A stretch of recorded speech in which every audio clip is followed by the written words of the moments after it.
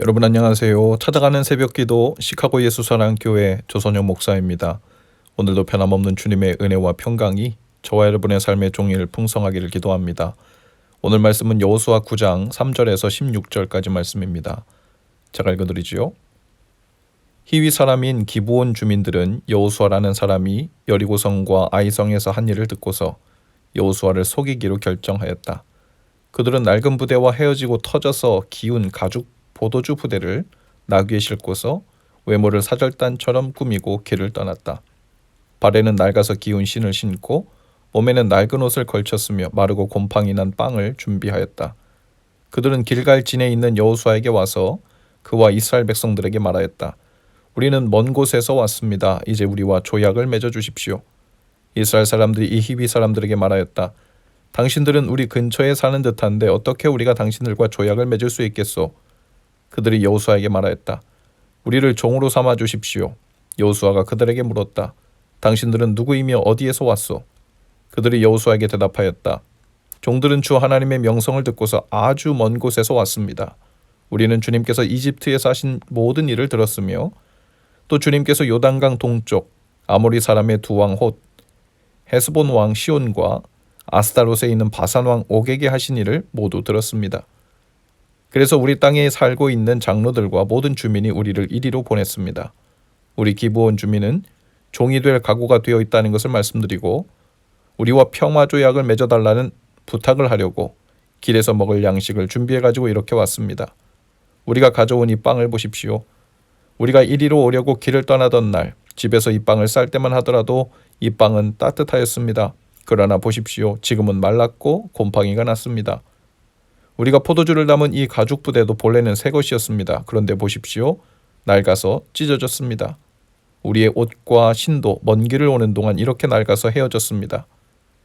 이스라엘 사람들은 어떻게 해야 할지를 주님께 묻지도 않은 채 그들이 가져온 양식을 넘겨받았다. 여호수아는 그들과 화친하여 그들을 살려준다는 조약을 맺고 회중의 지도자들은 그 조약을 지키기로 엄숙히 맹세하였다.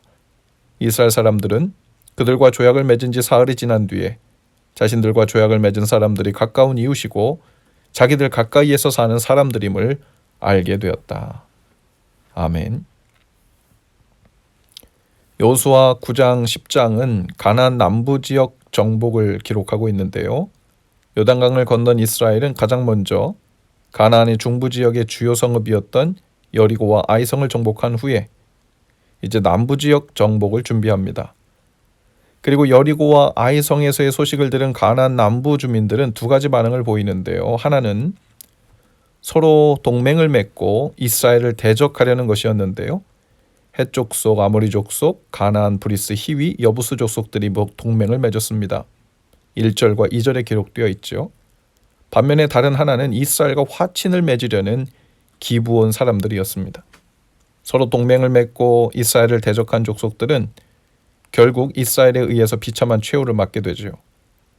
그런데 하나님이 함께 하시는 이스라엘을 이길 수 없음을 알았던 이 기브온 주민은 꾀를 내어서 자신들이 마치 먼 곳에서 온 사람들인 것처럼 꾸미고 여호수아와 족장들을 속이고 하나님 앞에서 평화 조약을 체결합니다.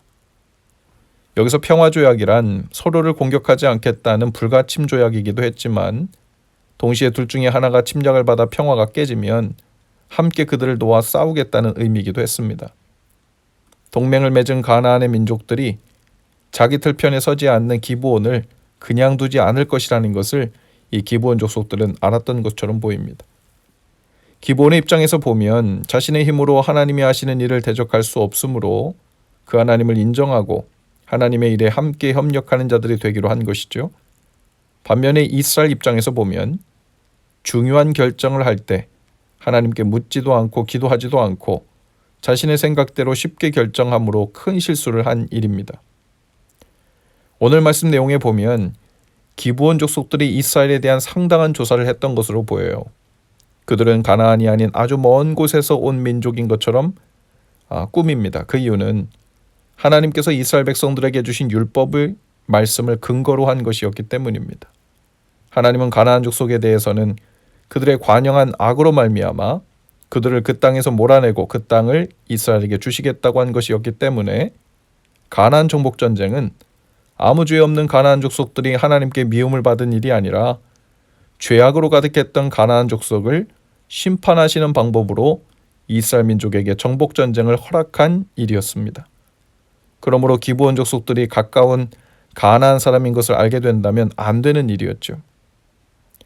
동시에 하나님께서는 이방 민족의 나그네라고 할지라도 그 백성 중에 와서 정착하여 살고자 한다면 그들을 환대하고 보호해주고 그들 중에서 살 수 있도록 땅을 내어주는 율법에 명한 바가 있었다는 것을 이 기브온 사람들이 알고 있었던 것으로 보입니다.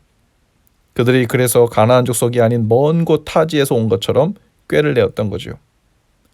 이렇게 기브온 족속은 이스라엘과 하나님의 언약에 대해서까지 철저한 조사를 한 후에 접근했습니다.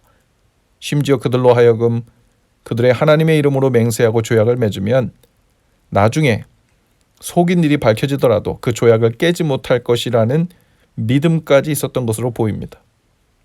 그런데 정작 이스라엘 백성들은 하나님께 묻지도 않고 조약을 맺어버립니다. 그들은 그들의 불쌍해서도 아니었습니다.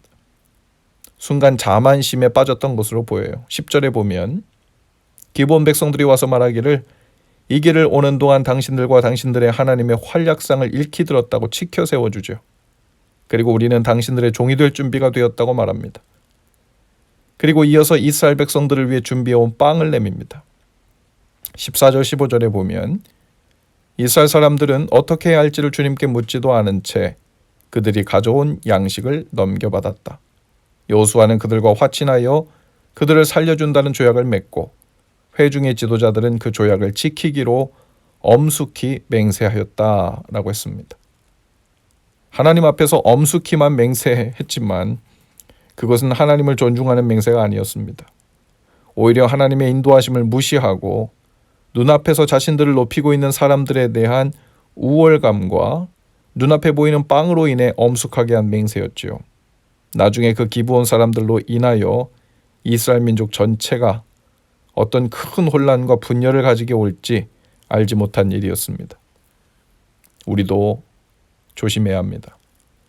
기독교에 대해 긍정적으로 말하고 교회에 대해 호의적으로 대한다고 해서 다 하나님이 기뻐하시는 사람도 아니고 일도 아닙니다. 세상이 다 기독교를 혹은 교회를 적대적으로 대하는 것은 아닙니다. 때로 마귀도 자신을 광명의 천사로 가장한다고 했어요. 때로 그들은 그들의 목적을 달성하기 위해 화친을 맺자고 다가옵니다. 좋은 일을 하자고 하기도 합니다. 좋은 게 좋은 거 아니냐고 말하기도 합니다. 그러나 조심해야 합니다. 우리를 띄워준다고 해서 그리고 어떤 혜택이나 이익을 준다고 해서 포기하지 말아야 할 가치를 내어주고 화친을 맺어서는 안 되죠. 일테면 친한 친구가 되자고 하면서 하나님이 기뻐하시지 않는 일을 함께 하자고 하는 셈이죠. 우리는 그리스도인이지만 세상 속에 사는 그리스도인입니다. 그리고 세상 속에서 빛과 소금으로 또 복음을 전하는 자로 살아야 하죠. 그러나 세상 속에서 함께 살아야 하는 것과 함께 지지 말아야 할 멍에에 대한 부분을 화친이란 이름으로 함께 가면 안 될 일입니다. 분별할 줄 알아야죠.